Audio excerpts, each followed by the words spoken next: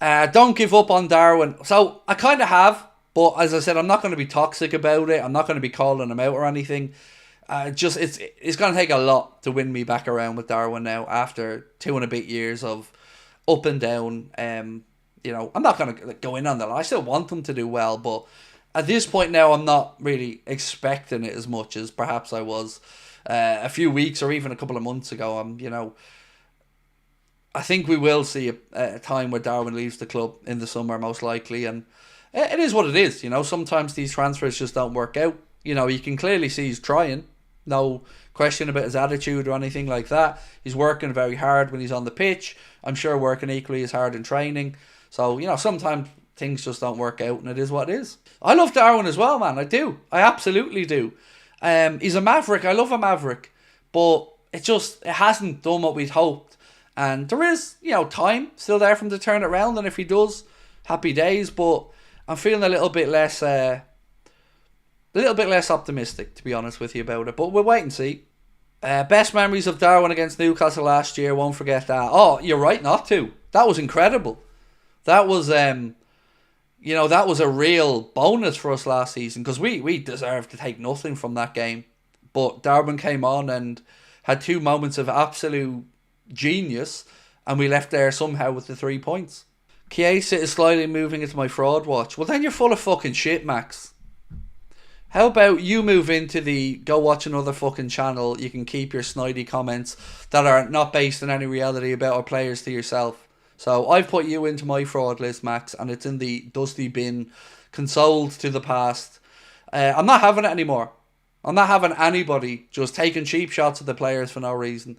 So it was very clearly explained why Chiesa wasn't in the squad, and it was nothing to do with injury. It was nothing to do with being a fraud. It was to do with the fact that he was frozen out at Juventus, didn't have a pre-season, and it was clearly explained. But if you took the time to actually give a fuck about that, Max, you'd know. But it's much easier to just slag everybody off, isn't it, and be an arsehole. So, yeah. We don't need people like you. The fan base doesn't need people like you. I've had enough of it recently, whether it's people getting it on Kelleher or people just taking cheap shots. It's absolutely pathetic. And there's no place for it, Chiesa needs our support.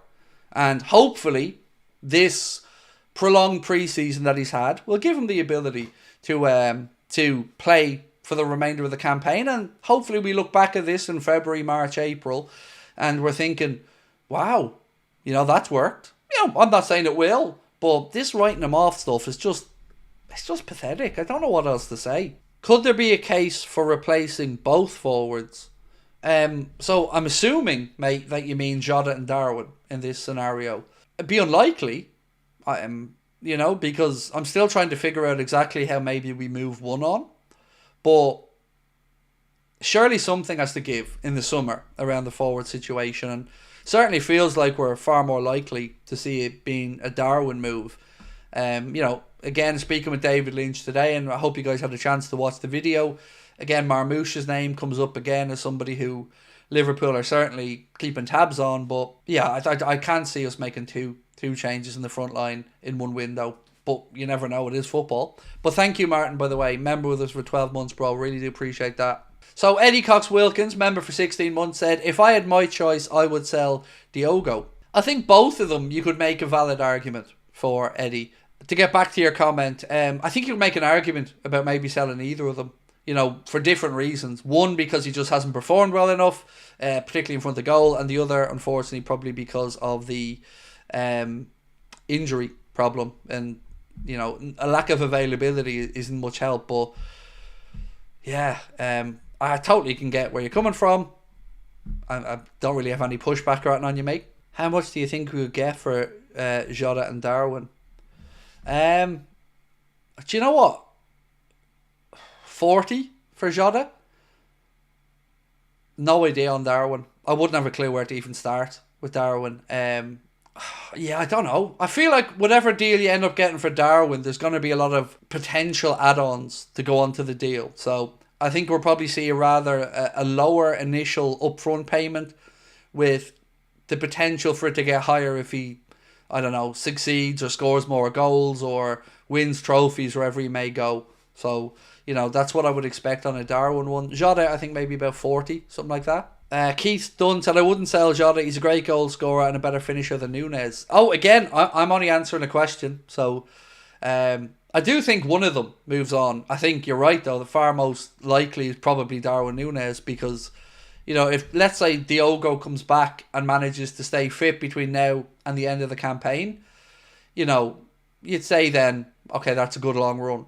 You know, but do we think he will? Probably not. But I can't disagree on him being a great player because he is. He's a very intelligent player. He's a good natural goal scorer.